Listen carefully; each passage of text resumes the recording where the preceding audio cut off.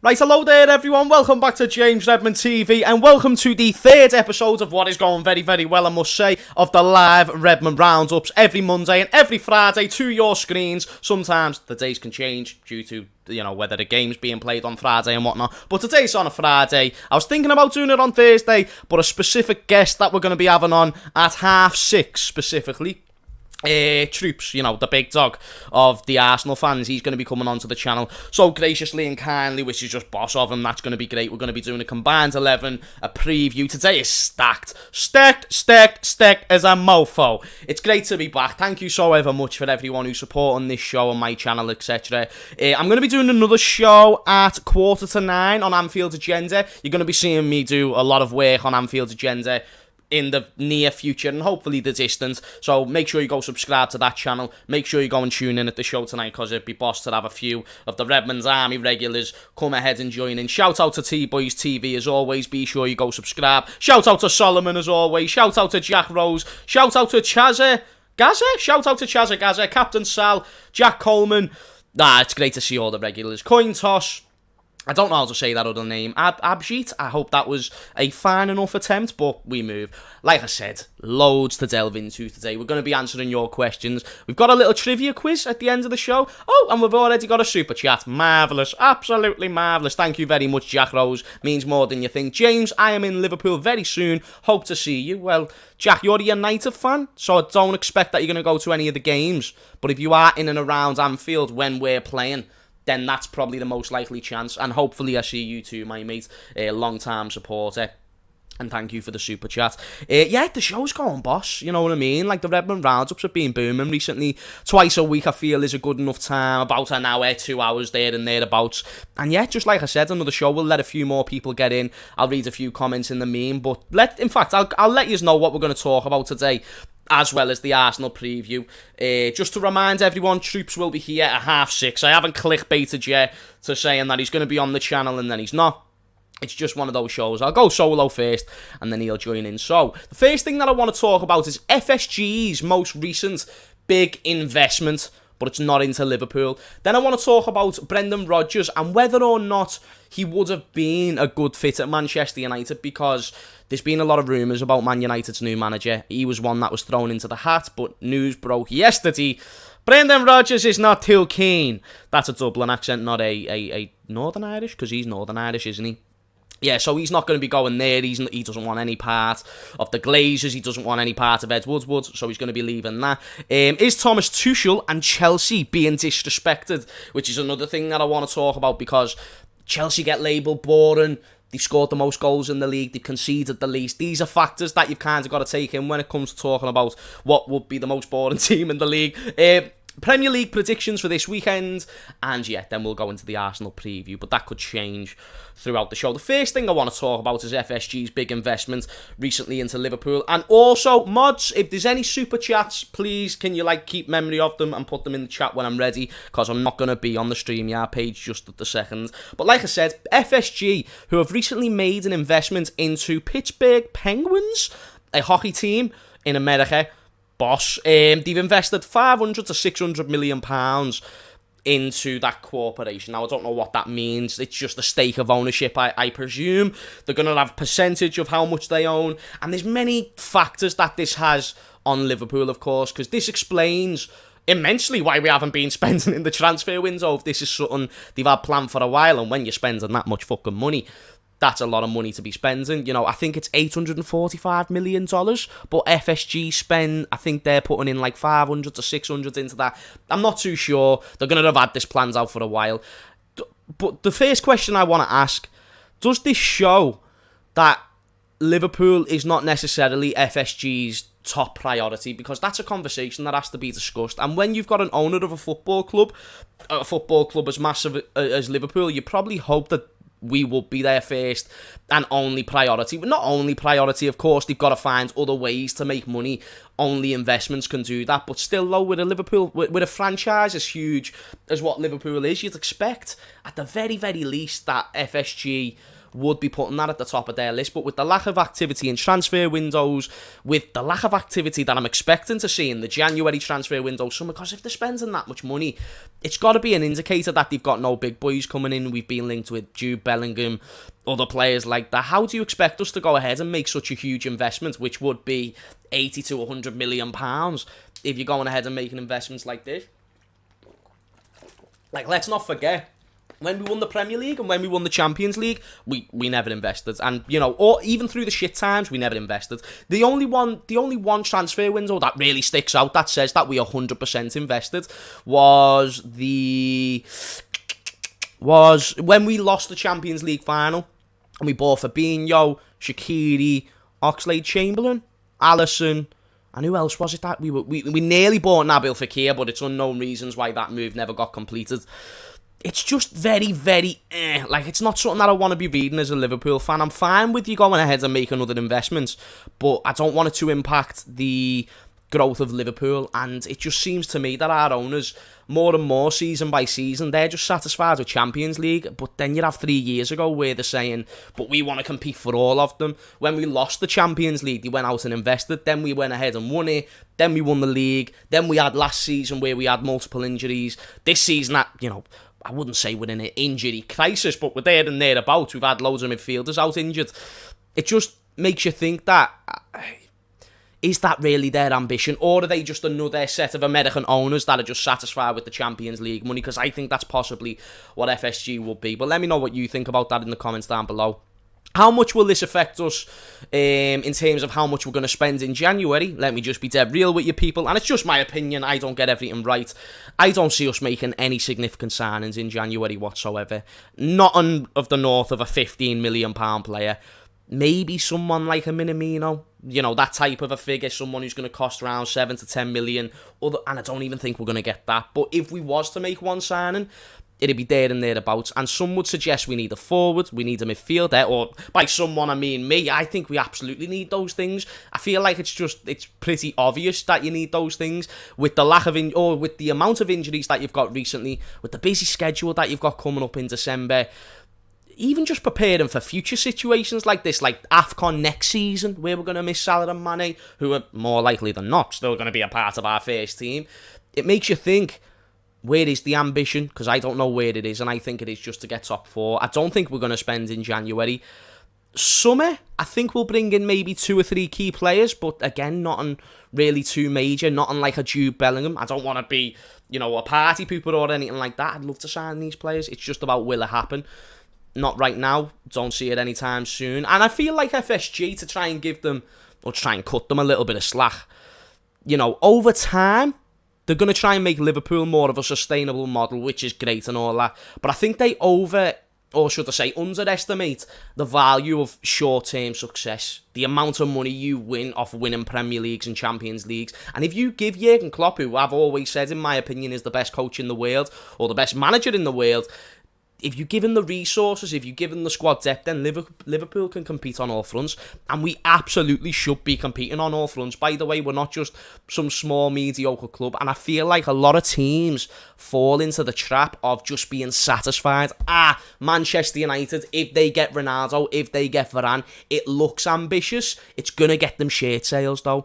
There's not real any sort of plan or direction there, as proven by the decisions that they've made and where Man United sit in the league. Arsenal, over the seasons, yes, they've made investments, but where did them investments go? And even the seasons where they underinvested, it's because they were getting top 4 year in, year out. Arsene Wenger was doing a madness, and only hindsight will tell you that. Maybe Troopz, who's going to be coming on at half 6, will disagree about Arsene Wenger doing a madness in that statement. But I think he was doing a madness. I thought he was doing a great job at Arsenal in that period of time to get them where he was, with the amount of circumstances that came apart to play. When Jurgen Klopp leaves, these owners are still going to be here. And regardless whether we've got Steven Gerrard or, I don't know, Ten Hag from Ajax when he's a better manager, there's no guarantee they're going to be as good as Jurgen Klopp. There's no guarantee they're going to be able to withhold the circumstances. Because let's say if it's Ten Hag, let's just say that he gets back to Ajax, you know, with the youth system they've got there. They've got great youth players, but they also go out and spend on, at least for players that would be good for that league, you know, the likes of Daley Blind, the likes of Dusan Tadic, who I feel like people just don't talk about enough in terms of his career. because he's fantastic. It's just all those factors and more to why I feel Liverpool are going into a similar direction. I'm not saying we're going to end up like Man United or Arsenal, but it's a possibility if you don't go out and invest. Even they are investing, and with the good, board director team that Liverpool have at their disposal, it's just a shame that we don't go ahead and give them more money along with the manager. So, disappointing from my point of view, but I would love to get some of the comments, thoughts about this. And do you know what? I want to ask a very simple question. And if you're not watching this live and you're watching this on the timestamps, are you FSG in or are you FSG out? I feel like you know my stance, and I'll give you my stance fully. But I'd like to get a general consensus of what the stream is, because I understand I can over-exaggerate with FSG sometimes with many of the bullshit that they've done. The Super League that they tried to set up last season, the ticket prices back in the day when they tried to raise the prices to 80-something quid, and we were playing Sunderland, all the fans walked out, of course. It's like FSG have got to be backed into a corner, and they're not sorry about it until they get caught. That seems to be what it always is. Even the apology for the Super League, it just seemed like a big loads of nonsense to me. A few people have came in. T-Boys TV says FSG out. Ahmed says out. Gloria says FSG in. It'd be amazing if you could give me reasons, because it's so easy, because the big argument for FSG in is they won us a Champions League and a Premier League. Let me throw this thought at you. Isn't there a possibility, and just a possibility, because nothing's guaranteed in life, that we won those Champions League and Premier Leagues in spite of FSG, opposed to actually having them at our disposal, and they were the main reasons? I think Michael Edwards had more of a reason than FSG. I think Jurgen Klopp did as well. And besides appointing those two people, which FSG had to do, there's not really much credit I can throw their way, and I feel like hindsight's telling us that more and more by the day. It's just a shame, lad. It's a shame that I feel like that's what our owners are looking at, and this investment, it just shows that we're probably not going to go out and invest in the future.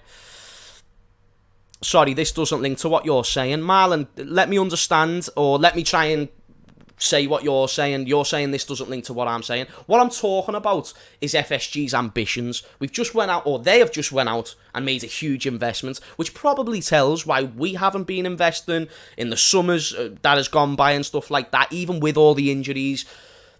I'm comparing our situation to United, to Arsenal, because there was times where Arsenal underspent, Manchester United underspent when they had like Louis van Gaal and stuff, and you see where it got them. Don't you think that that's a possibility for Liverpool? You look like a Barcelona fan because it's in your name, in your picture.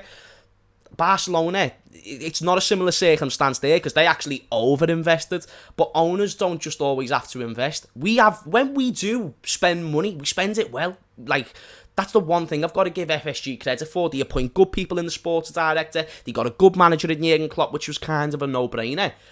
But have they utilised the most? Because I think Jurgen Klopp's underachieved at his time at Liverpool. Not based on what he's being given money-wise, but based on what he could have achieved. I think Jurgen Klopp could have 2 Champions Leagues. Proof is in the pudding. When Salah goes off in the first Champions League final, by the way, that's a huge situation, and we're bringing on an injury-prone Adam Lallana at right wing because we haven't got squad depth. If you can bring on someone with a bit of quality, like what Man City have, they've literally got a second team that can get inside the top 4. If we could do the same, or just something similar, then we could win that Champions League final. And then Jurgen Klopp's time isn't looking as bad. We've got no League Cups, no FA Cups. It's great to get the first Premier League in 30 years, but we should have maybe had one before or since then. It's great to get your 6th Champions League, but we should maybe have 6 or 7 or 8 Champions Leagues. That's the point that I'm trying to say. And even the League Cup and stuff like that, another big factor. Huge factor. So, that's one big thing that I really need to talk about. You know, one thing that I've actually forgot to do on today's stream, which is really, really dumb. I forgot to do the description. I forgot to do the tags and stuff like that. I forgot to do the monetization, so I'm making no money from this stream at the moment. Well done, James. I just got dead excited and I wanted to start early, so I'll try and sort that as I'm kind of talking about these topics. But that's my thoughts on FSG, and I'm not right about everything. I'm stupid, so feel free to disagree by all means. But that's, like I said, that's just my opinion. That's the way that I look at it. And that's sort of the circumstances that I think we, as a club, have been presented with. Let me see if I can sort this out while I am doing this. But the next thing that I want to talk about is Brendan Rodgers. Brendan Rodgers and Manchester United links, because again, this isn't just a Liverpool show. We also like to talk about the other teams and give them credit. We're going to be doing Premier League predictions in a little bit. Brendan Rodgers turning down Manchester United, it really has got to a new low, because it's been a mixed reaction from Man United fans in terms of what they feel about the possibility of Brendan Rodgers joining. Some say he's a great coach, which I agree with, and then you have people like Saeed, who on the Big Six show yesterday was saying he's just a glorified Ole Gunnar Solskjaer. I don't think he genuinely believes that. I do think there's an element where he's just, oh wait, there's me in my ear. I do believe he is just saying that out of emotion. Maybe he prefers Zinedine Zidane, but to say that Brendan Rodgers is a glorified Ole Gunnar Solskjaer is just a bit ludicrous to me, because he's won an FA Cup with Leicester, he's won a Community Shield with Leicester, and I understand he falls short of top 4 often, but still though, don't you think it is a bit impressive the fact that he still got in and around that conversation with Leicester City, by the way, with how good he's made certain individuals like Harvey Barnes, Ndidi, Wesley Fofana. He's made these investments and it's worked out because it's got them silverware. And again, I know they never got top 4, but who's the 4 best teams in the league on paper? Leicester isn't in that conversation. It's actually brilliant what he's done. Let me just do this dead quick. Delve into Liverpool and Arsenal. Arsenal on the weekend. Kind of multitasking here because, like I said, I fucked up at the start of the stream by not doing the description and stuff like that. We'll get that sorted though. That's just my bad. But I'd love to know your thoughts about that and Manchester United's situation as a whole, really, because it is just a bit heavy. It doesn't look like they're going to get Zinedine Zidane either.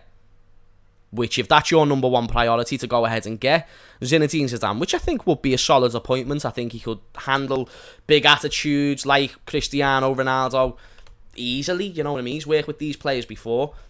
Doesn't mean you're going to get them. And it just seems Man United have backed themselves into a corner that they can't get out of. Hence why Ole Gunnar Solskjaer is still in the job. Hence why they haven't gone out and got Antonio Conte. There was even rumours that Antonio Conte wanted the United job, which very, very much surprised me.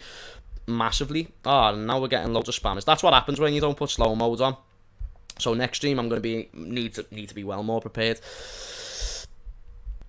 If FSG is gone, we really need to compliment the owners. We'd be unstoppable. I 100% agree. Could not agree more, my mate. Could not agree more.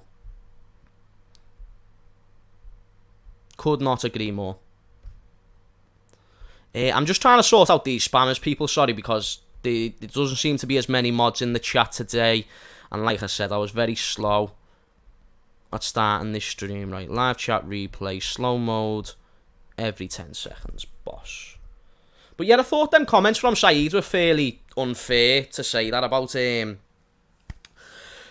Brendan Rodgers. I don't think he's a glorified Ollie. I think at Liverpool he underachieved for sure. That there's no doubt about that. Like, he did underachieve. He should have won the league with Suarez that season. But again, he was relying on individual brilliance. He went ahead and won an Invincibles with Celtic. He then went on to win 2 trophies with Leicester. Yes, one of them's a Community Shield, but still he won that against Manchester City.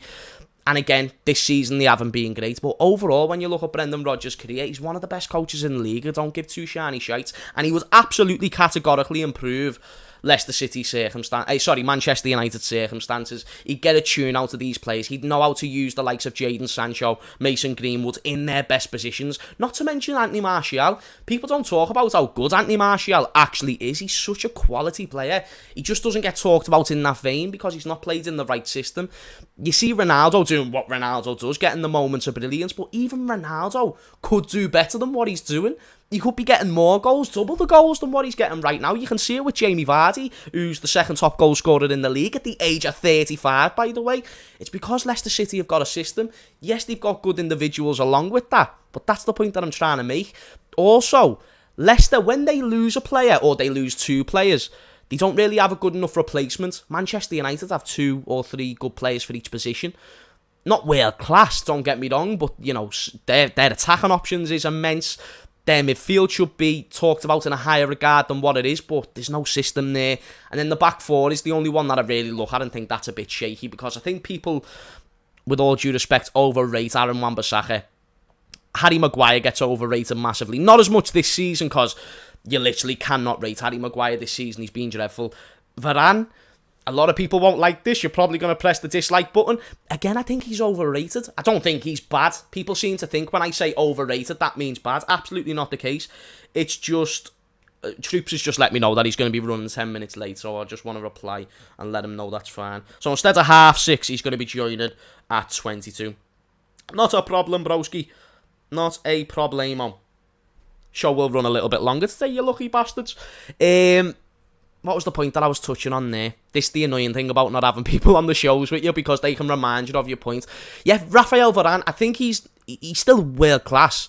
He's just, you know, in the World Cup in 2018, for example, I don't think he was the best in the back four, or the best in the defensive contribution. I thought Kante had more of a contribution defensively. I think Umtiti, who at that time was kind of at his peak, he was doing very well in that tournament. And then if you look at all the Champions Leagues, he was a part of the back four, but Sergio Ramos was the main man in that back four. So again, not saying he's bad, he's just overrated. Even someone called me out on Twitter yesterday saying, James, how can you call Jorginho overrated?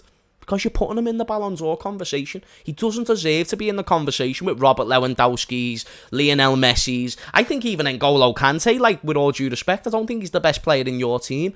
Doesn't mean I think he's bad. I still think he's top class. But there's a difference between bad and overrated, and I just think he's overrated, along with Raphael Varane. Also Luke Shaw. The fact that people were calling him Shawberto Carlos, comparing him to Andrew Robertson, I thought that was ludicrous myself. I'm not even going to lie to you. But we certainly do move, indeed. Probably blazing a fat one. Are you talking about Troopz? He might be. And you know what? That's fine, because he's still taking his time out of his day to jump onto the channel. We're going to be doing a combined 11, which, on form, I still think I should win, but Arsenal certainly have a few more shouts. Like, you know, Smith Rowe probably have a shout. Ramsdale, I'm sure he'll make a case for Ramsdale, but of course I'm going to back Alisson all the way. No, there's not a day in my life that I want to see Ramsdale get in above Alisson in any combined 11. It's going to be a saucy one. It's going to be a saucy one for sure. Can't believe I didn't do all the tags. One of them, if you'd ever become a YouTuber and you're ever doing a stream, don't forget to put the description, and certainly don't forget to put the tags, and certainly don't forget to put on the monetization. Otherwise, you make no money. You make no peas. And I forgot to do that, so stupid James. Stupid James. I'm kind of like trying to multitask as I'm doing it as well.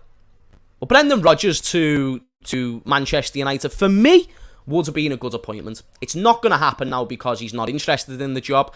And quite frankly, I just cannot blame him. Like, I really cannot blame him in the slightest. He's a top-class coach. There's no guarantee he's going to get the 100% backing at Manchester United. They've spent a lot of money as it is. They're in debt as it is. So it's easy to say, oh, Man United invested in the summer, so they're going to keep on doing that. Not really the case. They've got a good enough squad to compete. Everyone was saying Manchester United at the start of the season should be competing, but the reason why they're not is because they haven't got the coach to do so. Brendan Rodgers is a good coach, whether you like him or you don't. Don't just look at his time at Liverpool and think, he's shit for that reason. That was in 2014, for fuck's sake. He's done so much since. Last thing, people, and then I'll be back on full track. This is so annoying, the way that I've got to multitask. Right, and we are Gucci. Now we'll move on to the next topic, and we'll even delve into the Premier League predictions afterwards. In fact, you know what? We'll delve into the Premier League predictions now, and it'll kind of link nicely with the next topic that I want to talk about, so let's do it. Let's get the banner. I need to get someone running this behind the scenes, don't I? It'll make it well easier for me. Also, be sure to smash a like, only if you're enjoying the stream. It always means more than what you think. But the Premier League predictions for this weekend, let's do the damn thing. So, Premier League, I want to have a look at the fixtures. And I'll save the Liverpool prediction for the end. Some saucy games, if I do say so myself. You've got Leicester City versus Chelsea, which is obviously a huge fixture for Liverpool. And we need all this praise that I've just gave Brendan Rodgers. Brendan, please do a business over your former club. And when I say former club, it's because he was the assistant manager under Jose Mourinho, I think. So please do a business over your former club. Because even though I do feel like Chelsea are absolutely going to smash Leicester in that game, but still, we can hope, we can pray till the day is done. Let me try and share this screen so you can see the predictions along with me. Share screen. Boss. And why does my hair always look greasy on streams? It's because I sweat when it starts. It's the light. The light always makes me sweat. I'm not bothered. You make me nervous, the Redmond derby. That must be what it is. That must be what it is. There we go. Let me share this. So, can you see that? Can you see that okay, or do we need to zoom in? Nah, that should be fine. That should be okay. So, Leicester City and Chelsea. I feel like that's going to be a tight score, but Chelsea are going to be the dominant side in that game.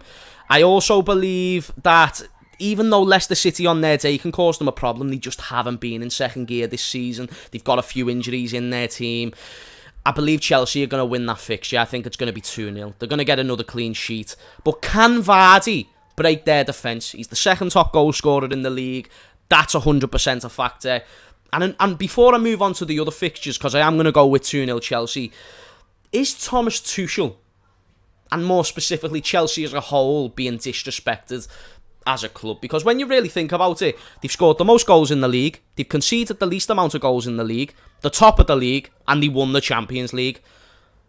If you're telling me a team that's achieved all of them 4 feats when we're heading into December, by the way, that's a great achievement. And to call them boring and to say that they're not quite, that's not sustainable. That's what's won leagues, you know, besides Manchester City and Liverpool, which have been attacking first, very exciting, scoring 4 or 5 goals a game.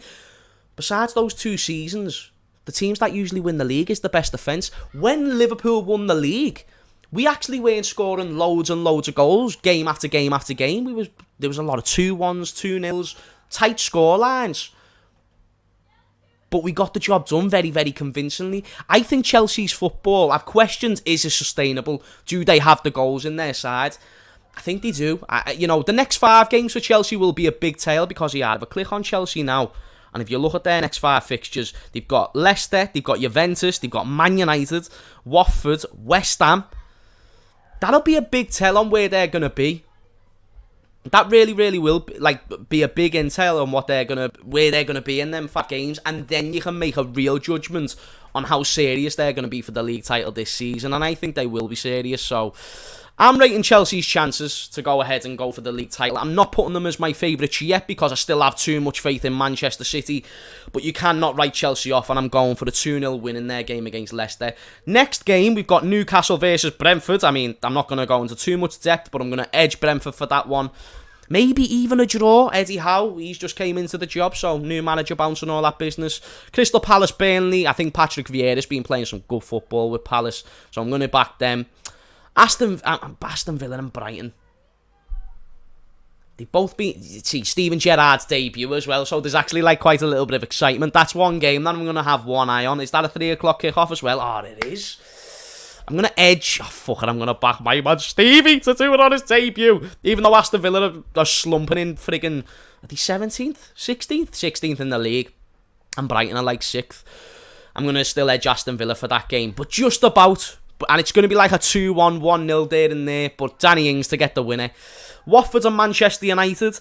A lot of United fans aren't going to like me for this. More specifically, Solomon. I'm going for a draw. I think Watford have actually done well this season, and people just aren't talking about it. When you think about Watford, you think about Norwich. When you think about Watford, you think about Newcastle, who are 19th. When you think about Watford, you think about Burnley, who are 18th. Watford are 8th. Oh no, that's Wolves, sorry. Oh wait, nah, Watford are 17th? They are not doing well. I know nothing about football. They're literally just above all them teams that I've just mentioned. Last week, they were 14th. To be fair, the bottom half of the table is close. Just to put it in perspective, Watford, who are 17th, are only 5 points behind Everton, who are 11th. It just goes to show how close this relegation battle is this year. Unlucky Everton fans. It's one of them. I'm only joking. I'm going to say a draw. I think Watford players will be up for it. I think United are going to play shit again. Will individual brilliance save them once more? Possibly. But they're not going to be winning based on tactics. They're not going to be winning on all these things. Solomon, I'm sorry, lad. I'm sorry. I'm not sorry. I'm really, really not. T-Boys TV says 2-2. I'm looking at it being something like that. Not even a 1-1, 0-0. I'm seeing a 2-2, 3-3 type of game where Watford get a fair share of goals. Plus, Harry Maguire's confidence is on the floor at the moment. It's all good and well to score against binmen, against Albania and stuff like that. But in the Premier League, there is no substance that he is going to improve anytime soon. Rafael Varane is out injured. Eric Bailly, he could be the saviour, because I actually do rate Eric Bailly. But again, there's still no guarantee. So I'm going to go with a draw in that game. Wolverhampton Wanderers and West Ham United. What do you go with in this one? West Ham. I don't want West Ham to win this game, no, because, you know, they're actually our competitors this season, and I don't think they're going to stay in the title race, but it's good enough if they start dropping points so they're not above us in the league like what they are at the moment. Hopefully Wolves can do a job. Wolves have played better this season, so I believe they can. I'm going to go with a draw. A little bit of optimistic thinking because I want West Ham to lose that game, but it is going to be close. Norwich and Southampton. Any team that Norwich play, you've got to go with the other team, don't you? If you're a betting man, and I'm not betting on these games, but I'm taking this like I am. If I was a betting man and I was putting my life savings on it, Southampton every day of the week. Liverpool and Arsenal, me and Troopz are going to delve into that one. Manchester City and Everton, I feel like that's just set up to be murder. Absolute murder, mate. Everton's form has been dreadful. Agent Rafa is doing the business. That's why I love that man. That's why I love that manager, man. He's so sick. He's great. He wins us a Champions League, goes to Everton, makes them dead shit. Boss. Nah, you've got to look at the circumstances at Everton as well, though. They haven't got the main man in Calvert-Lewin. They've got a few injuries to the squad. But there's still quality in that side. Townsend, Gray. If Manchester City have an off day, you never know. But I'm going to say 2-0 Man City. And then you've got Tottenham Leeds. Antonio Conte. The manager bounce. But they haven't had a shot on target in like 3 games. Harry Kane's just scored 4 goals for England. Even though it was against bin men. I'm going to edge Tottenham. Leeds have been shit this season. Like, absolutely dreadful. So I'm gonna rate Tottenham to finally get a shot on target because, again, I don't rate Leeds' defence that highly. And I believe if Harry Kane gets on the end of those chances, he's going to score. It's a matter of time before Harry Kane finally gets his shit together. He can't go a whole season playing this bad because he's not that bad of a player. Like, I think we forget because of how poor he's been and the headlines of him wanting to leave Tottenham. Like, he got the most goals and assists last season, for fuck's sake. Like, he is quality. He is I'd say last season, if you asked me who is the best striker in the Premier League, I probably do say Harry Kane. By quite a bit. Now you can argue Romelu Lukaku. Who else? As a striker, like Bobby Firmino in his own, like, he's like Chris Jericho. He's the best in the world at what he does, but he's not an out-and-out number 9. So out of out-and-out number 9s, like Ronaldo, Lukaku, Kane. But I'd still put Kane above them overall, just based on what you've seen over the previous 6 seasons. And bear in mind, all these players have played in the Prem. Ronaldo, when he was in the Prem, played as a winger. But even this season, I don't think Ronaldo's doing what Kane at his peak at Tottenham was doing, which was creating for his team, scoring goals for his team. So it's about time that he finally steps up. There's 220 people in the stream, so be sure to smash it. Like, Troopz should be on within the next 5 minutes, if I'm not mistaken. We made a few mistakes before the stream, so I'm not sure how many people this actually reached and how many people got the notifications. YouTube always mess up the notifications. There's 3 guarantees in life. You're born, you die, and YouTube do not send the notifications out every single time. But shout out to those who have at least got the notifications on. User that's through Redmond's Army, fellas. Really appreciate it. They're my predictions. Ideally, you want Everton to get a draw. You want Manchester United to lose always. And Leicester to get a win against Chelsea. Because even if Leicester do beat Chelsea and we beat Arsenal, I believe we're still behind Chelsea. Yeah, they're on 26 points and we're on 22. So even if Chelsea do somehow, in some crazy universe, lose this game with the form that Leicester have been on and what Chelsea have been on, it just makes me think to myself, like, we need to start closing that gap, and if they do beat Leicester, they're very likely to win their next few games as well. They've got Man United in the next 5 games. They're probably going to win that, let's be real. Where do you even catch them up? Do you know what, chat? If you had to put all your money on it right now, all your life savings, no matter how big or small, I like asking these questions because it makes you think differently. Because if I just said to you, do you think Chelsea will win the league? You can say yeah or no, but if I say that you're going to put your life savings on it, Chelsea to win the league, yes or no? For me, if I had to put my life savings on it, I'd still say Man City. But Chelsea are convincing me more and more by the week. I'm one of those football fans. Like, I don't just stick with an opinion at one certain time. Like, if something over time tells me differently to what could be a possibility, then that's when I'll change my mind happily. I'm fine to admit when I'm wrong. Very mixed reactions. Some people are saying no. Some people are saying yes. Most people are saying no, to be fair. So it's one of them. Someone's just mentioned as well, De Bruyne has COVID, so he will be missing the Everton game. And in fact, I swear over the next the next couple of weeks, Man City have got some huge fixtures. They've got someone good in the Champions League. They've got Everton this weekend and then West Ham next weekend. So De Bruyne not being there probably makes zero fucking difference. Like, they've got two teams who can compete for top four. I really do not think we're going to be missing De Bruyne too much. Like, Man City drop De Bruyne sometimes. Not like because he's shit, but for rotation, and it's just one of those things. Shout out to Red Chili who becomes a YouTube member. To those who want to become a YouTube member, click the link in the description. It should be there now. And thank you very much, my mate. It really means a lot when people do become a member because it supports the channel. It allows us to grow and stuff like that. And yeah, that's just boss. Fake Troopz. Troopz ain't coming. Yeah, I've just clickbaited you all, essentially. Anyone who joined this stream, just know you got fooled. He's not even joining. Nah, he should be joining within like the next minute or so. He said he was going to be 10 minutes late. We agreed to 6:30. It's now 22. If he's running a little bit late, that's fine though, because this show usually varies between an hour and 2 hours anyway. He is definitely coming on, from my knowledge, from what he's told me. Everyone's coming on the stream like, you're not Troopz. Damn right, I'm not Troopz, motherfuckers. I'm not as legendary as him. They got PSG in the Champions League. That's it, Man City. Yeah, I knew they had someone big in the Champions League. I don't know how much they need to win that game, because I'm not sure about their circumstances in their group stage. They're definitely not as clear as what we are. But that'll be a tough game for them. One that they're going to need to win, because PSG beat them last time. But again, I don't know how much of a must-win it is. But they've got difficult games over the next 10 days. Manchester City, they do indeed. But just to touch back onto Chelsea and how they're being disrespected, I think they kind of are. But do I think they'll win the league? I don't, because I feel like they are just more suited to cup competition. Champions League, League Cups, FA Cups. Are they still in the League Cup? Chelsea still in the League Cup, or did they get knocked out on penalties? I can't remember. Either way, that's their bread and butter. That's what they're more suited for. They're the hardest team to beat in the league, but there is days like Brentford where they weren't scoring. Burnley last week where they got that, or it weren't last week because of the international break. 2 weeks ago because they got that draw. All these factors and more just makes me think, like, people are sleeping on Chelsea, but I also think Chelsea fans are overrating the short-term success, because short-termism can be a big fuckery over a certain period of time. And it's boss that he won a Champions League, like, it's immense. And even what he's done since then, it's proven it's not just a one-off.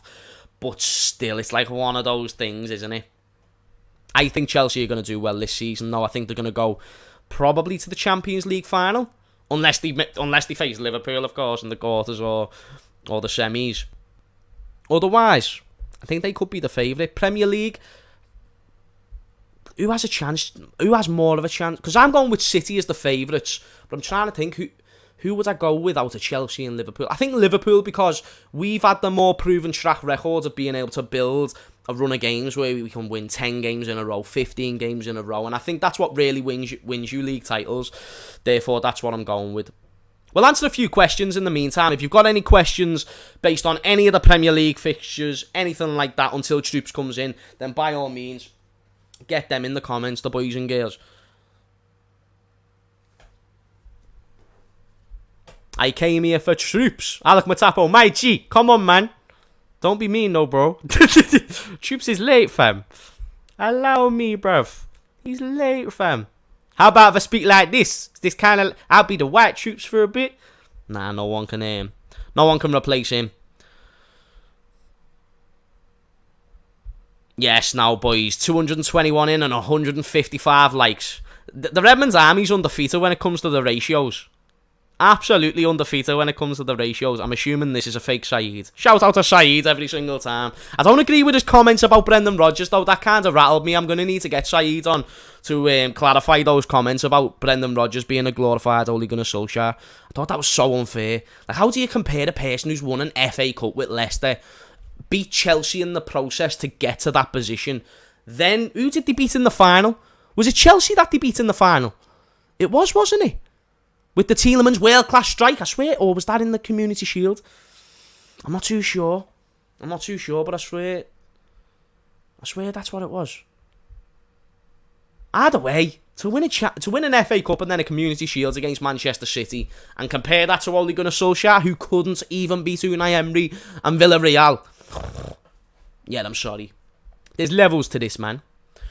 Would you take Ivan Toney at Liverpool, says Darren Moore. It's funny that you asked me this question. I was on Anfield Agenda yesterday, and I was preaching like I was in a church for Ivan Toney to join Liverpool. If there was anyone in these current circumstances of the players that Liverpool can actually buy, out of Adeyemi, Ivan Toney, because we're not going to get Mbappe. I'm sorry to burst the bubble of the Mbappe 2020 crew who was there for a second. But we're not getting Mbappe. We're not getting Haaland. That's just too much out of our price range. So for what we can realistically get, I want to get someone who's going to suit our team. And Ivan Toney, a lot of people will think he's just a target man, but he's not. He creates. He's got phenomenal movement, and he's just a proper athlete. Like, with the amount of balls that we put into the box, like, Ivan Toney was winning headers against fucking Matip and Virgil van Dijk, for fuck's sake. Do you think if we were putting balls from Robertson or Tsimikas and Trent Alexander-Arnold constantly like we usually do, just think about the goals that we get from those crosses. Him and Diogo Jota as a threat in the box. It's not just one player who can head the ball there. I think Ivan Toney would be perfect, and the way I'd work it would be Salah on the right, Ivan Toney in the middle, and rotate Mane and Jota. And whoever's the best out of Mane and Jota is who gets the start. That's what I go with. That is this is definitely 100% a fake Troopz. That is 100% a fake Troopz. That's so funny. I'm sure he'll be joining any minute, but I'm gonna leave that on the screen for when he joins in, just to show him that there's fake people on here.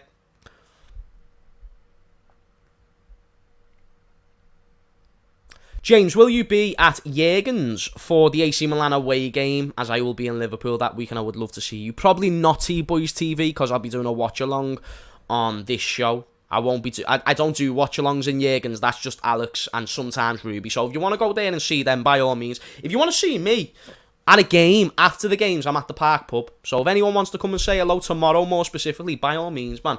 I love it when people come and say hello. I'll have to show you this video one time of this big queue of people that just came up and got a photo with me. It was crazy.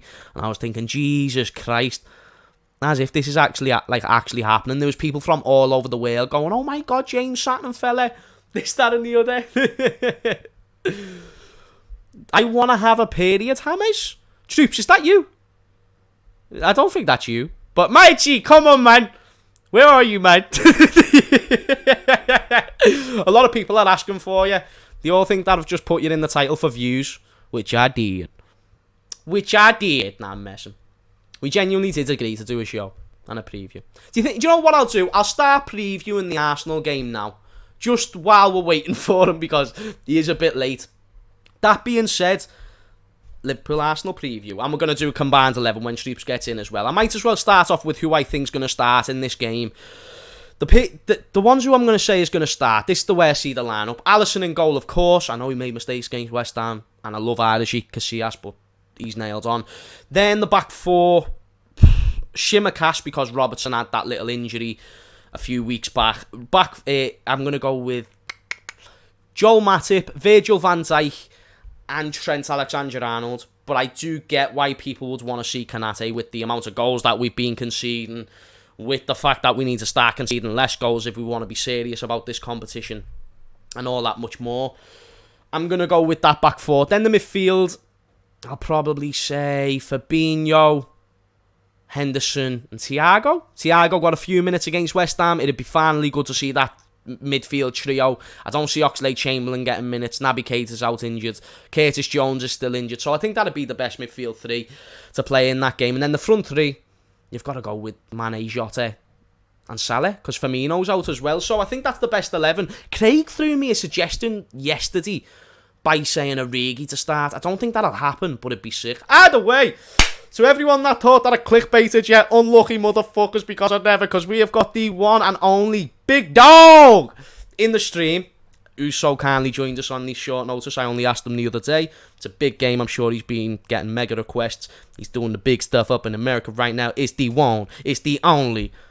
It's Troop TV, motherfuckers. We in the Matey, blood, you know what I'm saying? Come on, man. Big up the next one, you understand? I'm on my Yankee shit, blood. Bro, do you know when I saw you in MSG the other day? Was it in MSG? Yeah, it was MSG. That was so sick. That was so sick. Bro, it's a mad thing. It's the first time man's been there still. Since like, it's been locked off from ting, innit? Nah, obviously. But you know what's sick though as well? Is the fact that you and ex-user, I don't know how long you've been boys for, but like, you're brothers. Do you know what I mean? And to see you go there first paved the way for everyone, because that's what it always was. You being the first one to go to America from this industry, from this scene, you're paving the way for all content creators, and then to bring along your best mate. Like, lad, that's so sick. That is so sick. Like, the shit that yous have been doing and seeing yous two together, bro. Like, honestly, massive admiration. I don't want to start licking your ass the second you get in the stream, but lad, I haven't had a chance to tell you. Do you get what I'm saying? So, I just want to let you know that you're a big deal, bro, and you're doing big deal things. You're doing busy man things. Do you get what I'm saying? So I'm made up for you. Nah, I appreciate you, bro, man. But you know me, I'm just me, blood. You get me? I'm just going along, fam. I'm just riding the wave. You get me? You're a big inspiration for people like myself. Shout out to Zachary for the super chat, who says, how long till we see Harvey back, do you think? I'm assuming that he's going to be back around February or so. Let's hope so. Because the sooner he gets back in our team and we get our squad depth together, the better. Because as you may or may not know, Troopz, you've been getting a fair share of injuries, but so have you. Haven't you had a few injuries over the international break? I've heard Aubameyang could be not available for this game. Is that true? Nah, I think Abba should be cool. Partey's fit. That's so devastating. You get me? Smith Rowe's fit. Saka's fit. Ben White's fit. Gabriel's fit. Everyone's fit.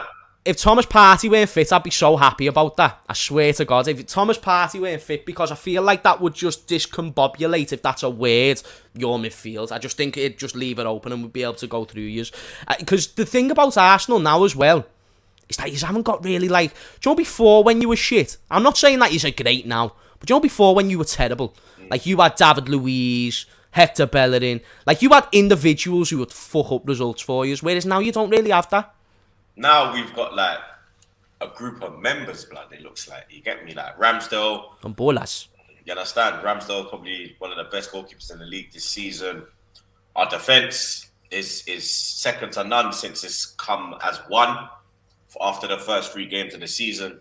Tomiyasu, Ben White's getting better every game. Hey, Tomiyasu's been doing the damn thing. He came out of nowhere like Randy Orton with an RKO. He's been doing bits. Nobody knew who he was. Nobody had a clue, blood. You get me? It was kind of like when we signed Wenger as a manager. Everyone was like, Arsene who? It was that type of thing, blood. But Tomiyasu's coming and hit the ground running. You got Nun Tavares. He's keeping Tierney out of the team now. You get me? Because for me, Tierney can't just walk back in this team now, blood. You get me? Like, Nun Tavares. Wait there a minute. Whoa. I've got to call you out on something here. You're telling me Tierney can't even get back into your team, and a year ago when we done a combined 11 when we first met, you were putting him over Robertson. Troopz, you've got to be smoking some next level budge. I go off form, blood. And my defence is one of the best defences in the league right now, blood. Since we played with Tomiyasu, Nun Tavares, Ben White, and Gabriel, and Ramsdale, you can't break this thing down, blood. This thing is not... You understand?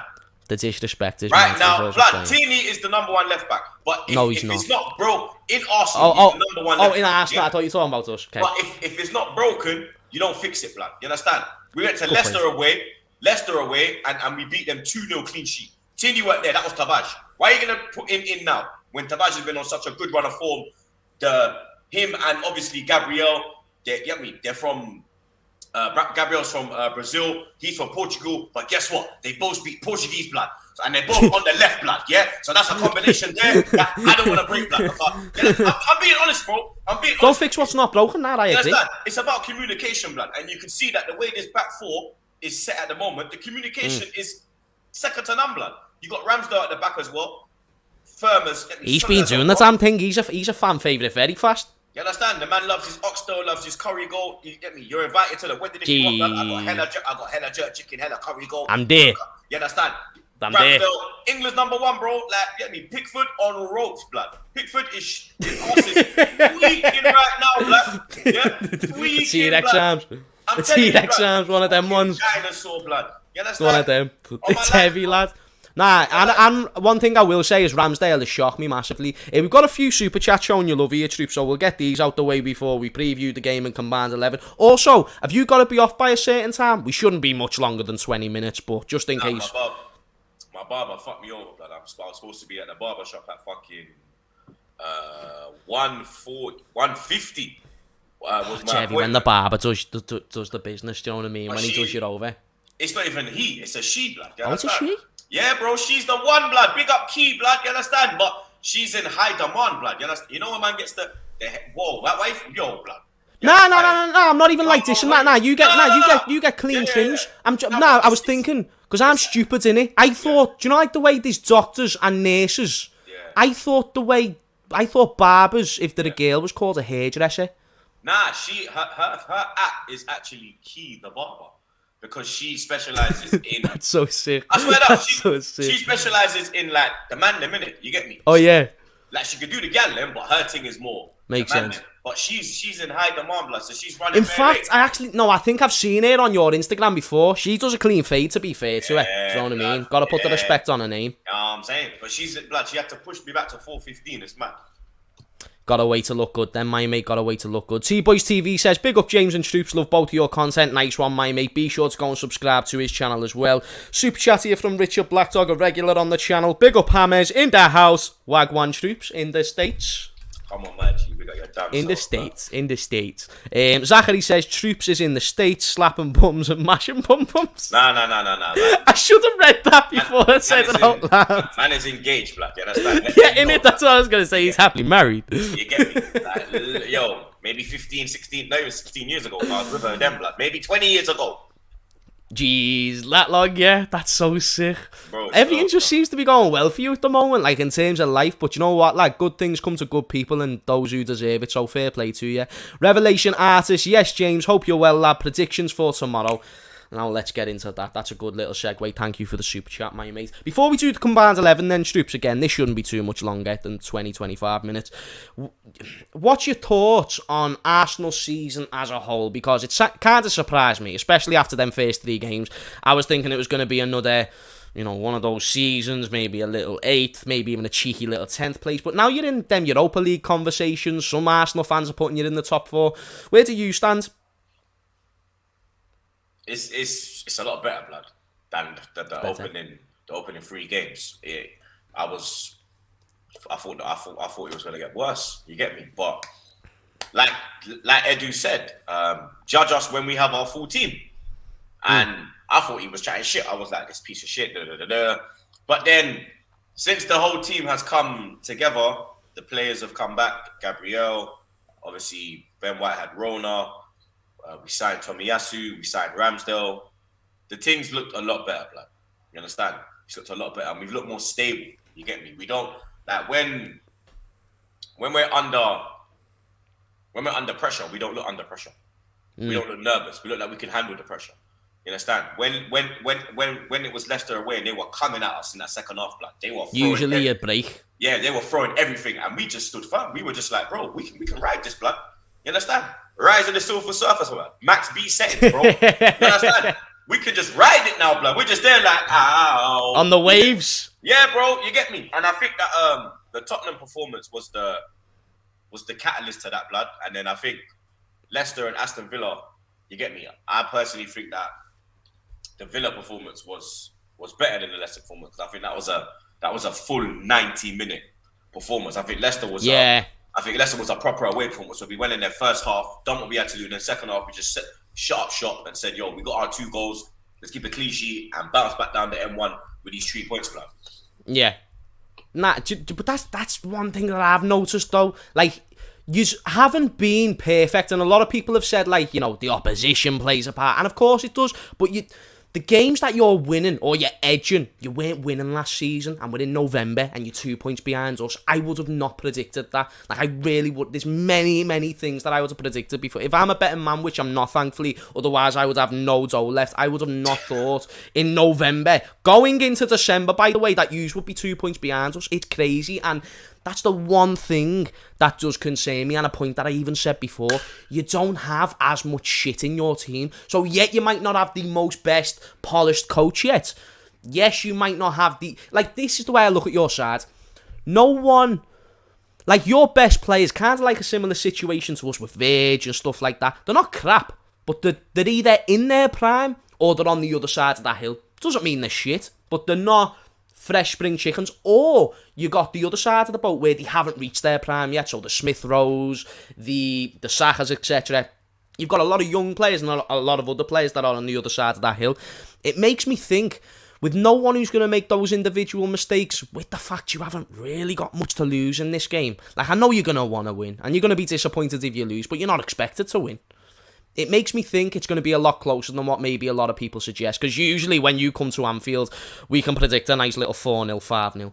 There's even a few fan cams of yours that have been getting millions of views. Millions of views. Absolutely phenomenal content with these slappings that we have handed to your asses over seasons. In recent years, blood, yeah? In recent years. But we're not going to talk about 10 years ago, are we? No, but let's get that key word, recent years. But what's the point in talking about 10 years ago? Years, blood. No, because the football is a history thing, isn't it? So you haven't always had the better of us. There was a point when you lot was like us, blood. Oh yeah, we were shit. I had nightmares growing up. You feel me, blood? I never had nightmares growing up, blood. You understand? It's somehow what I've had children and now my nightmares have begun, blood. You understand? That's where my shit. You understand? So I blame sleepless nights. I blame Trey and Carter, blood. As long as Wenger. As long as Wenger. What's your notion about all this? Like, but the thing is this as well. I will say about Arteta, when we've played you, since Arteta's come. He's done well in some of the games. Bro, it's not even like he's done well, yeah. The games are a lot closer, blood. Like, the first game last season when you beat us 3-1, you got life because, like I said, it's gone through at 2-1, and that could have been 2-2. He's fucked it absolutely. It was actually closer than Anfield last year, I'll give you that one. Because you scored your third goal in the 90th minute, blood. You have to, it weren't like it was 3-1 in the 60th minute. It was 2-1 until context is key. Do you understand? It was very, you understand? The games are getting closer. And obviously, when you come Emirates, you know you have problems at Emirates, man. You get me? Yeah. And we did go there. I know it was the Carabao Cup, but we did. Arteta has gone there and knocked you out of the Carabao Cup. And you understand? So, you get me? With him, it's a bit different, blood. You get me? If we was going in with like Emery got slap up, Wenger got slap up. Arteta's only really got slap up from City. And for me, it's because it's... And Chelsea. Chelsea was 2-0, blood. That's not a slapping. I'm talking 5-0. Nah, but you've got battered in that game, though. And if you look at the team that we had out there, blood, you had man like Holding, Chambers, all these idiots. No Partey, no Aubameyang. The whole team was fucked, blood. If we played Chelsea now, it would be a different game. It'd be a complete different game. You understand? Because them man, they're drilling with Burnley and them man there. No Lukaku's missing. Werner missing. Mason Mount's fucking missing. Are you on Chelsea like that, yeah? Himself because Emil Smith blood cut you fucking fraud, blood. You done it already. Look, man, don't lick off that. I'm getting so mad, yeah. I was fucking headset, blood. Are you fucking mad, blood? Emil Smith fucking roll, bro. It gets emotional when you're talking about the Kings. Even Grealish calls him the fucking Croydon and the point, blood. Put respect on my young G, blood. You understand? Can I say an unpopular opinion? Feel free to agree or disagree. Smith Rowe's better than Saka. Different players, but don't confuse this for me saying he's bad. But I think Saka is... Smith Rowe's got a better goal threat. I think technically Saka's better. I think he's a little bit overrated, though. Who, Saka? Yeah, lad. Nah, you're nuts, blood. I'm not, though. Nah, you are, blood. Yeah, you are. This is I am. The youngest player since 1939 to score 3 goals consecutively for England, blood. Let's get that in. Owen didn't do that. Rooney never did that. Albania, I'm not saying that he's... I'm not saying... Blood. Rooney stat padded his whole England career against fucking these man. Harry Kane's another one, blood. Let's not get into this. Don't say Rooney and Saka at the same age. Please don't do that. Because Rooney at the same age as Saka was a beast. I'm not comparing them, but Saka has scored 3 blood. First man since 1939. That's a fact. Shout out Rafa. That's a fact. Yeah. So you get me. Agent Rafa. I think Curtis Jones is overrated. What? That's fine. That's fine. No, that's fine. Is it Elliot that Chill. broke his leg? No, Chill. Yeah. Oh, yeah. He broke his leg. He's the one that I think's a baller. Nah, I agree. But Curtis Jones, Smith Rowe put him in a spliff quickly. Nah, but Smith Rowe's in his backpack and bring him back down the M6. Blood. Nah, relax yourself, don't Troopz, because Smith Rowe's in a shit team. No, because he's in a shit team where it's easy to walk in. Curtis Jones is working like with ballers, like Fabinho. But he hasn't been given the chance in the Liverpool squad to be called up in the England squad. My boy's in. Because he's in a shit team where he's getting games. We're not shit, Brad, yeah? I reckon Curtis Jones could start for you. If we're shit, yeah, you're not that much better. I reckon Curtis Jones. Nah, overall. Nah, it's over. Take your time with it, yeah? Go ahead, don't you, bruv. Fuck you, man. Listen, let me tell you something. You YouTube, I need to tell you the worst something. thing that will happen to you, man, yeah, is if Arsenal get good. If we get to the top, yeah, you man are fuck, blood. Because I make noise when we're shit, blood. So imagine when we're good. You man will have no chop, bro. Enjoy it, yeah? Because, bro, I'm not Arteta in, yeah? Man, don't try to clip this and say, Troopz Arteta in. But, bro, you lot, it's a different game. It's a different game tomorrow, blood. Get on this. You're looking at this game and you're like, you know what, yeah?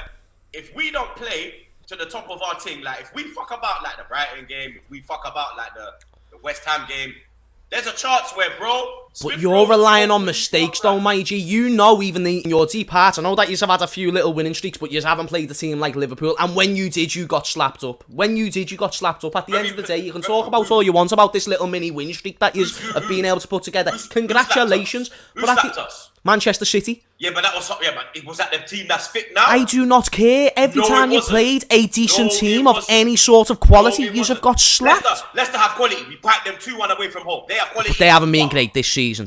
They haven't. And you've never played that well. There's always an excuse when Arsenal beat someone, blood. No, it's facts. You can't ignore context. Troopz, you can't ignore context. We battered Tottenham. Oh, it's only Tottenham. Then we got to pack Leicester. Nah, Tottenham. We slapped Villa. Oh, it's only Villa. But then when everyone else does it, oh look, look where they are in the league. Oh, we beat this team, bro. But Troopz, it's context. Troopz, it's context, though, my G. No, listen. I'll tell you the context. Going into this game, we have better form than you. You've got 1 point in 2 games, blood. We are on smoke right now. Well done. I'm not saying we're gonna come there and win, yeah. But Van Dijk's been looking ropey. Robertson's looking ropey. Alisson's looking ropey. You're more man in your team. In one game. In one game. No, they look ropey against Brighton as well, bro. You were lucky. Not Alisson. You were lucky you didn't lose against Brighton. You were lucky you didn't. Oh no, I agree. I 100% agree. Yeah. But then in all the games that we've won, but hear me out though. In all the games that we've won this season, which is still more games than you, we have won them convincingly. In most of the games that you've won, you still haven't done it in every game to a convincing manner. It's just facts, and you've got to look at the context of these wins. Leicester win a dominating performance. You know, there was still moments in that game. It should have been more than 2-0. We're on about. We should have been 4-0 up first half. What game am I thinking of? It might have not been Leicester. It was someone though. Like most of your wins, there's been close calls to where I still cannot. I cannot rate you to the point where I'm going to start chatting you in Europa League or Champions League. Aaron Clean Sheet Ramsdale. That's his name. Forget Aaron Ratsclub Ramsdale. Aaron Clean Sheet Ramsdale. Yeah? You see that man there? That goalkeeper? He's quality, mate. Yeah? I think he's a sharp keeper. He's absolute quality, mate. Yeah? Do you know what? Yeah? I'm on this Keegan vibe, blood. I will love it if we beat you, blood. I will. Oh my days! Arsenal, I beg you, brother. I beg you, man. All I'm gonna say, and I'm gonna look down to the camera when I say this, right? When we smash you up tomorrow at 5:30, when it comes to Anfield, when we smash you up, I am gonna make sure you're ready, because aren't we doing something on your channel Sunday? Make sure you're ready, because best believe. I don't hide. Best believe that you are getting the smoke, my G. Are you sure? Oh my goodness, the way that you've just treated I own this channel. I appreciate you coming on my channel, honestly. Thank you so much. You've sorted me out. But my G, you cannot come on my channel and disrespect me like this. You literally come on and go at one of our Scousers and Curtis Jones, who get into your team, by the way, and then you start chatting shit. Oh, you beat a few teams that are in the bottom half of the table. Leicester who were bar 9th, Aston Villa who were 15th. Don't be talking to me like these are Liverpool. Who have you beat? Who have we beat? We beat more teams than you because we're higher than you in the league. What teams? We're undefeated in the Champions League. Something that you're not in, by the way. Let's use your word, context. Who do you beat in the league? We beat quite a few teams in the league. I'm trying to think. We beat good teams. Don't be saying we drew against City and Chelsea, but we beat United 5-0. Everyone beats United. I know, but but still, though, it's still 5-0. Do you know what I mean? We smashed them. We beat Tottenham 3-1. We beat Leicester 2-0. We beat Aston Villa 3-1. Okay, Bosh. Who have you beat? Bosh. Context. We beat. Context. I know, but still, it's one of those things. We beat. Your word, context. But we smashed those teams that we beat. Nah, I get what you're saying. Do you know what I mean? We've still got teams that we need to play. We don't smash Tottenham. Tottenham? Yeah, nah, you did. But they're shit. Everyone beats Tottenham. Right. This is what you've said with Man United. Everyone beats Tottenham. Do you know what I mean? It is the history of the Tottenham. It is the history of the Tottenham. I'll tell you a few teams that we've beat now that I dive into me archives. We beat Atletico Madrid, even though it was in the Champions League, granted, but still that's a competition that you're not in. The Premier League, not the CL, the PM, yeah? No, the PL, yeah? Yeah, I'll give you it.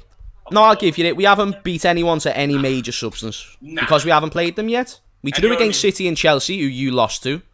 And we also still have to play them teams like Leicester and Tottenham, so we'll see how it goes. We obviously lost to West Ham as well. That being said, you know, we're talking about player v players. I think that segues nicely into a combined 11. This is going to be... Nah. Let's on form. Oh, okay. Oh, on form. I need to clarify that. Because it wouldn't be fair if it was overall. Bro, there's no one... Bro, like, I'm trying to think, like... Maybe Gabriel could get in next to Van Dijk. Like, no, not overall. No. Matip shits on Gabriel. Matip shits on Gabriel. No, he does. Matip's outperformed Van Dijk this season. Matip's outperformed Van Dijk. So if you're not saying on form or overall that he gets in above Van Dijk, I'm sorry. Matip's a Premier League winner and a Champions League winner. Do not be disrespecting him. Besides his injuries, in terms of quality and a defensive outlet, he's better than Gabriel. Let's not use the winner, because... but he was a big part in those. You can't ignore it. Jimmy Traore won the Champions League. He's nowhere near Vieira here. But he won a big part. of winning that Champions League. Joe Matip was a key part. Jimmy Traore was your fucking centre midfielder, mate. With Gerrard and them, man, no?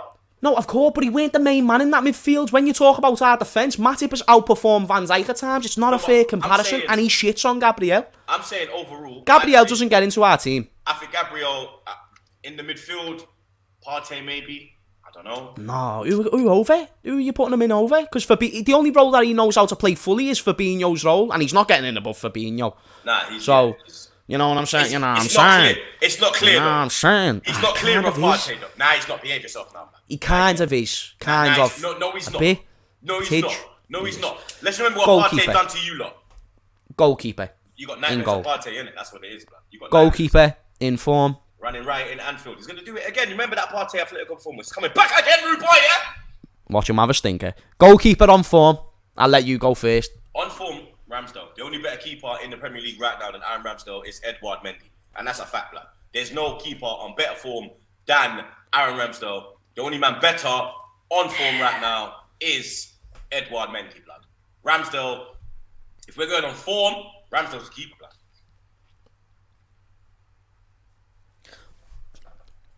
And you know you have no leg to stand on at this moment in time because your keeper, Savaloy, blood. Savaloy. You understand? He's got hella grease in his hands.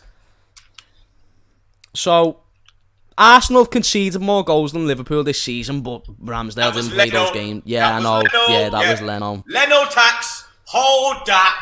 Leno.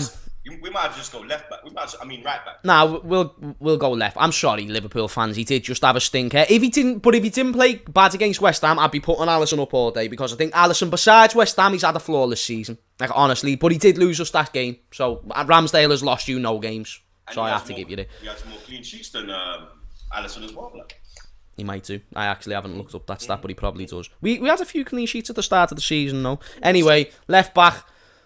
Who are you putting forward? I got to put forward Tavares because Tierney's been injured in this period. It's a mad situation that because you're similar to us. Yeah, because you've got two left backs and we've got two left backs, and Shimmercast this season has played 6 games. We've got 6 wins and 6 clean sheets. So if we're going off the knowledge that you've just suggested for a man like Ramsdale, I'm putting Shimmercast in over Tavares. No, I'll give you that. I think he's had. Because Shimmercast is quality. He came out of nowhere. Yeah, Robertson has been shocking this year, bro. Nah, Robertson's had a below par season. The Scotsmen haven't been doing the business. But I think, all right, I'll give you that one.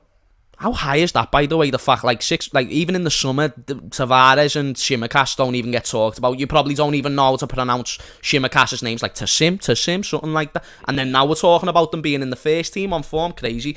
I'm happy to put Shimmercast in, though, and I actually think a lot of Liverpool fans would agree. Centre-backs, then. Centre-backs. Boy, your boys have been looking. I mean, my boys have been looking.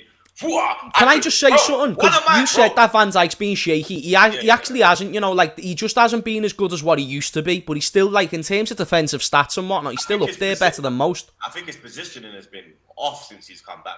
That's what I've. I think you've got to contribute that more to the team. He's getting like even against West Ham game, the way they were. Nah, West Ham, we would have conceded more if Van Dijk weren't there. What's that word, blood? They isolated Van Dijk. They were like, I swear to God, Moyes said go for it because he's not. But that's everyone else. Everyone else weren't in their positions. Van Dijk actually stopped it from being maybe 5-2, 6-2. He made some crucial one-on-one tackles in that game. So the goal, and overall, I still think he's better than Ben White this season. Overall, I still think he gets in above him. So for me, I'm putting Virgin. Bro. Both my centre backs could go in right now. I don't think so. Do you know what? Actually, I think Matip's actually outperformed Virg this season by the West Ham game. I think Virg had a better game against West Ham than Matip.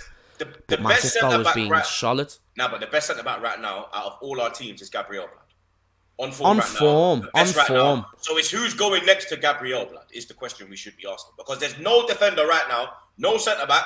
Yeah, if you look at his, I'll give you Gabriel on individual duels, his match stats, clean sheets, man of the match. This guy, since he's come back, that's what's made the team solid as a rock. Because he's a leader. That kid's only 23, blood. He's only 23, bro. Is he 23, Gabriel? Big man. Listen, put respect. He looks about 27. I don't play with these man. These man are. Nah, he looks. These man are young, but they're men. You understand? Nah, they're ready to. You get me. So for me, it's who's going next to Gabriel, blood. Virg. Yeah, you want to put him over Matip? You're just doing that because it's his name. Nah, no, I am going to go with Matip. Nah, Matip's had a better season, so if we're going off the logic, it's got to be Matip. So the back four so far is Shimikas, Ramsdale, Shimikas, Gabriel, and Joel Matip. Trent gets it right back though, baby boy. I'm not asked how good Tommy Yasu's been. Defensively, Trent has improved his game immensely. The numbers are still there. He's still putting in the attacking side of his play. And Tommy Yasu, is that his name, Tommy Yasu? I don't want to say it wrong. Yeah, so like, he doesn't really have like an attacking side to his game. From what I've seen, feel free to correct me if I'm wrong, he seems like a more defensive right back, which is sound. Yeah, his defensive ability is much better. And that will also have a part to play with system, but I still think overall Trent, I can't name a mistake that he's made this season. I think Trent's the best right back in the league right now. So I agree.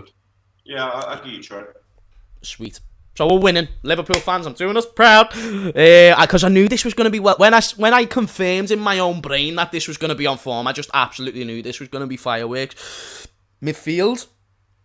4-3-3. Yeah, it's got to be. Custy. Fabinho. That's my first nomination. Partey. Partey's been solid this year. Yeah, that midfield's being inconsistent in terms of like who starts and whatnot. Henderson's being in kind of poor form. Thiago's still missing. I think he's missing. I think he's still in Munich, mate. Alright, behave yourself there, lad. Thiago's still heavy. Yeah, but Thiago shits on all your players. So stop it. You're being ridiculous. You're being ridiculous now. No, I'm not. You're being ridiculous. You're talking about Thiago from Bayern Munich. He's being injured. He's being injured. I don't give a shit, bro. You're talking about Thiago from Bayern Munich. You're not talking about Thiago for Liverpool. Thiago for Liverpool is shit. Yeah? Why is Thiago being shit at Liverpool? I want to hear your logic. Because, bro, he has not settled, blood. He can't get a game. That's bullshit. Even when he's fit. That's bullshit. Thiago was one of the main reasons we got top 4 last season. In the final 10 games. Addison. He was a big part, of course. That goal got you top 4. No, but Thiago's performances in the final 10 games, him and Trent were the two best players towards the end of last season. I'm not asked what you're going to say, but Thiago, besides that spell when he came back from the Richarlison injury, lad, he's been flawless, so I don't really know the logic that he's being shit. Because he's not getting goals and assists. He never got goals and assists at Bayern Munich. He hasn't been flawless, blood. In the final 10 games of last season, I'm saying he was flawless. All he's come and done is said, yeah, alright, lad. That's it, bro. He had a few bad games when, by the way, the team was playing shite. We were losing to everyone. Everyone was playing shit. We had injuries galore. Once we got over that, got into the end of last season, we got top 4. Thiago was a big part of that. So, with all due respect, Troopz, I don't like the Thiago slander, but he doesn't get into this combined 11. You're damn right, lad. You see? No way. Partey and Smith Rowe. I feel like they've got to be the two. Even as a damn Liverpool right. fan. Smith Rowe is undeniable. Right. You're damn right, blood. Can't I be nice without you trying to fucking shit on my parade? You got the defence, we got the midfield, blood, yeah? And the goalkeeper, blood, yeah? Holla at your boy. Arsenal, I can't believe I got you on when you were doing decent. I can't believe I done this to myself. Yeah, this is... Yeah! You're feeling like Roman Reigns in his prime at the moment, aren't you? Acknowledge me, blood. Acknowledge me. The head of the table, blood. Blood, business. Don't fuck about, blood, yeah? I'm just like one of the Usos in the background at the moment, just chilling. Diego Palace, shout out to you, my mate. Barstool Sports, please sign up. James Redmond TV. Hey, one day maybe, we never know. We never know. They've obviously got Paddy there at the moment as well. Big deal. The energy that he's gonna bring to the team is gonna be fantastic. I'm looking forward to the watch along tomorrow that you two are gonna be doing. That's gonna be fucking something else, that, mate. All I'm saying, there might be one Scouser just a bit more unbearable than me when Liverpool are winning, and you've got him on your watch along tomorrow, so good luck to you. Yeah, I know, blood. Good luck to you, my friends. So, and then I'll have conceded that we lose the midfield. Fabinho gets in all day. Henderson's being in poor form, as much as I do love ourselves a bit of Jordan Hendo Nino. But Partey and Emile Smith-Rowe sounds. Front three. Salah's in. There's three guarantees, and you're born, you die, and Salah gets into this team every single time. Left wing, Sadio Mane. 6 goals this season. The only two people who have scored more goals than Mane is Vardy and Salah in the league. Do not sleep on my... How many's he got? 6 golazos, my brother. 6 golazos since I bought this mini piece of... Bro, I bought this in the summer. And he's being boss again. I'm known for Mane being the best player in the world. He's been playing boss over the past 4 games, and we're going off form. I'd probably say he's actually, in some ways, outdone Salah. Past 4 games, overall season. Yes, Salah, since the Man United game's gone ghost. He's still got an assist against West Ham. Still getting numbers. Most goals and assists in the league, may I add. To the level we know of Salah, he's been ghost, man. It's been about 2 Premier League games. Relax your gums. Do you know what I mean? This is Mo Salah. If it's 2 Premier League, I'm on it. Two Premier League games, we're on him because the expectations. So Thierry Henry never went 2 games without a goal. Of course he did, and I went on him because that's the goal. That's the GOAT. Yeah, let's remember that one, blood. Yeah, Thierry Henry. Salah's putting himself in the conversation though. Yeah, in the conversation, but not as the goal. Let's get that one in as well, blood. Yeah, there's only one goal, and there'll only be one goal, blood. Yeah, Salah came. So if Salah does this for the next 5 years, do you think that Thierry Henry is still above Salah? I don't think he'll be at Liverpool for the next 5 years. So okay, I think he's gone within 2 maybe. Salah's got the Premier League record. What do you mean? He's got the Premier League record for the most goals. What do you mean the most goals? He's got the most goals. Shearer's got the most, no? Nah, not in one season. Oh, no, yeah, that's what I mean. In one season, he's got the most goals. Oh! Yeah, but Henry won 3 golden boots in a row. Okay. Salah's got 2. 3 in a row, yeah. Hat-trick business, yeah. Salah's got a Champions League as well, may I add. Anyway. Yeah, so does Henry, may I add. Not for Arsenal. Anyway, so left wing... He's got that, though, innit? Not for Arsenal. Not in his Premier League time. Henry is invincible. Not in his Premier League tenure, Troopz. Not in his Premier League tenure. Before you were going invincible, then you came Emirates. Like a black club there. Whoa, my brother. Don't know. Still throwing that one about, are you? We still got more points than the Invincibles where you drew about 20 games. Undefeated. Hey, how many points did you get in the Invincibles season? Bro, I know I'm good at stats, yeah, but now you're just trying to test me, black. Yeah? Everyone always compliments me on truth. Bro, it was 26 wins and 12 draws. So 26 times. Yeah. Google the fine power of the internet. 76, 78. So wait there, what season was it? 03-04? Yeah, 78, I think. 03-04 Premier League table. 78. Let's have a gander at how many points that you've got here. 03-04. 78. Okay, you've got you've actually got well more than that. You've got if this is right, then 90 points. Yeah, 90 points. So 26 wins and 12 draws. We finished fucking second 3 seasons ago with more points than that. Shut the hell up about these Invincibles. One of the most overrated sides in Premier League history. One of the most... One of the most overrated teams in Premier League history. Say that again. 3 seasons ago, we finished second with more points than that, by the way. Second. Oh, and then won the league the next season with 99. But it's yours gold. And then we won the league the next season with 99 points. Gold. And the only reason why we lost those games is because we decided to give it up. We wanted a break. It's yours gold. I've seen more Premier League titles than you in your lifetime, mate. It's yours gold as well, mate. I've got... How about that? How you like me now? It's yours gold. You're unbearable, bro. You forget how old I am, blood. I've seen couple league trophies, you know. I've seen a couple of them, blood. You're lucky for you, because it doesn't look like you're going to be seeing any more in the near or distant future. Anyway, so man, 5 years. 5 years, fuck off. Newcastle will be above you in 5 years. Salah and Mane gets into the team. And then Firmino's injured. Yeah, Aubameyang, allow it, blood. What's I know he's... Blood, the only player who's got more goals than... Like you said about Mane, the only man who's got more goals than Aubameyang this year is Mane and Salah. And Vardy, he's got 5, bro. He's got 11 in all competitions. Antonio does as well then, because Antonio's got 6. Big up my Jamaican, you don't know. Gaza, we're set. Hey, he scored a belter goal the other day, didn't he? Outside the box. That was his first goal outside the box in 6 years, I think. Hold that Yankee, man. Nah, that was a lovely goal. That was a lovely Beautiful. goal. Hey, Jamaica have got a sound little team. We're Ravel Morrison on international duty as well. We have an idiot manager, blood.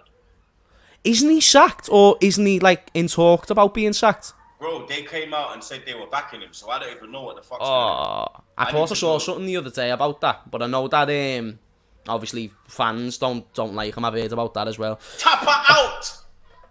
So Aubameyang defo gets in for you, because if Firmino was fit, he'd get in easily, because Firmino's been great this season. I don't know about easily, because... Alright, but he'd get in. About my blood clot young blood. We have to I'm on it. Obviously. He's great. Do you remember that season? Hey, that front three is the one that all won the Golden Boot in. Was the season we won the league? Nah, that was the season Man City won it last game. It was Emery's first season, so 2018, 2019. Yeah, man. And then Mane got the joint golden one. All I'm saying, though, Mane's Golden Boot that season outweighed the other two, because he had no penalties. Just saying. Best player in the world business. How many did... I think Aubameyang only scored 2 penalties that season. Hey, fair play to it. Nah, Aubameyang... Do you know one thing I don't like what people do so soon with players like Aubameyang, who is clearly out for the past, 10 years? There and thereabouts at Dortmund and at Arsenal. Like, one of the most lethal strikers in the league. And then they done this with Mane last season as well. The second they drop off just a tiny bit, he's finished. One thing I've noticed with Aubameyang, feel free to disagree, he's kind of... Because that pace that he's had can't last forever. And I'm not saying he's slow, but it can't be maintained when you're getting into your 30s, surely. You can't be making those bursts and runs constantly. I saw it changing his games. He's still doing them. But I've also saw... I've also saw, though, that he's adapting his game as more of a kind of like a goal poacher. He's being smarter in terms of his decision making, just as he gets on with age, because his physical attributes are only going to diminish. Like, have I just read something completely wrong into that? Because that's what I've been seeing from Aubameyang recently myself. Aubameyang's always been a poacher, you get me? But I think now he's just using his energy when he needs. Because if you see him, he's the main presser in this team. He triggers the press. We press from the front. Of course. And you will see that when we play you, that Aubameyang will be running down your defenders. But we won't really, because we know you man want to play out from the back like us. We're not going to really give you time. Yeah. You understand? We'll tell Aubameyang press, and then Smith Rowe will go, Saka will go. These men are all fast, blood. If we win it, if we win it high up, we can just pop it off quick and we're in. You got Lacazette as well. The way Lacazette's been playing in that 10, it's been amazing, blood. Nah, Lacazette's been doing bits this season. Not enough people are talking about it. That being said, do you think that Arsenal are going to really go at Liverpool in this game, or do you see you being more defensive? Because even West Ham, who beat us and it worked on the counter attack, they don't usually play against teams the way they played against us. Usually a bit more free flowing, but they were counter attacking against us, and it worked perfectly. So sometimes you've got to change your system in certain games to sort of fit it the most. Do you think that usually be more defensive in this one? We'll be more tight, but we will press from the front. We will try and win it high up and go quick. Because that's the thing. If you do that, I think we're going to defo win. The thing I've seen with you lot this year is if you like not a build-up thing, pass it around. If you go straight at Liverpool, they're kind of like, yo, because Van Dijk, his turn ain't there right now. You understand? You know can how lose our heads a little bit. You see me? His turn ain't there where he's gonna clock back. You understand? He's not as quick as he was because he's still trying to build up that fitness, but he's been out for a long time. It's understandable. So I've seen that when you go for you lot are kind of like, yo, what the fuck? You understand? I saw that with Brighton, blood. If you win it high up, then you lot are in trouble, bro. You get me? And I think Arteta will do that. He'll try and press from the front, but if you break the press, he'll be like, all right, cool. Now we're going to get me backs of four. You get me? The wingers will tuck in and them thing there. I can't wait for Sadio Mane to fucking put tears back on your face, honestly. This smugness. Scores.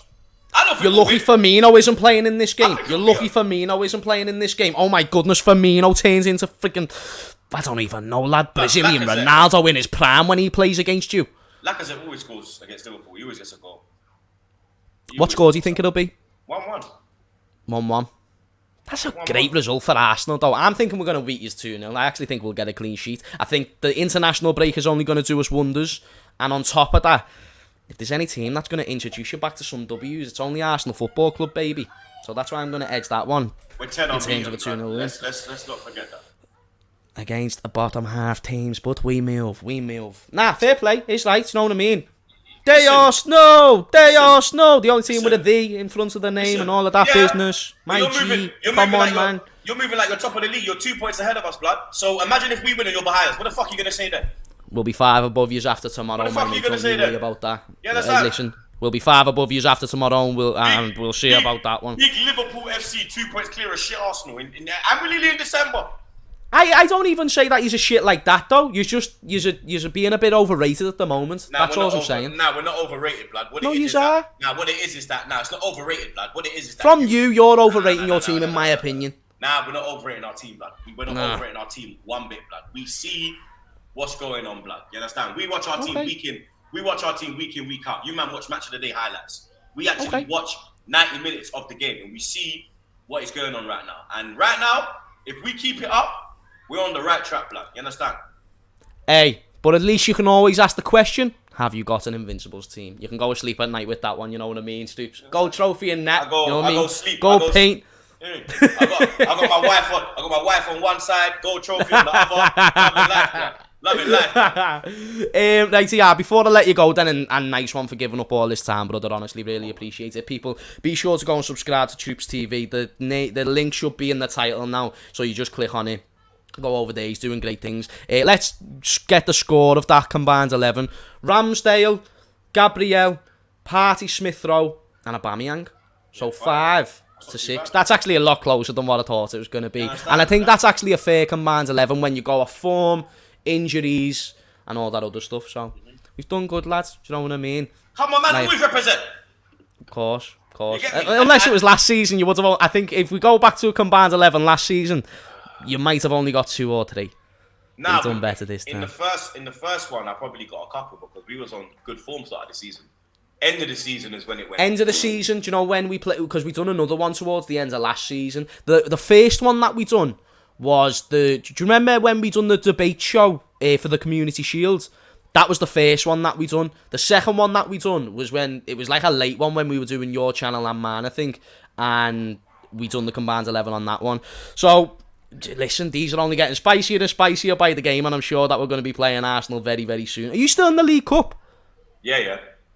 Oh shit! So like, you are in all competitions that you can possibly be in. Yeah, bro, we're in. No, Europa League's helping you, man. We got who have we got next? Is it Leeds? Or do we beat? I reckon both of us will win our next games in the League Cup, and we'll probably end up playing each other in the semi, innit? Yeah. So we'll see how that one goes. Troopz, lad, thank you so much for coming on the channel. Really means a lot. People, be sure to go and subscribe. Is there anything that you've got on, bro, that you want to let the people know about?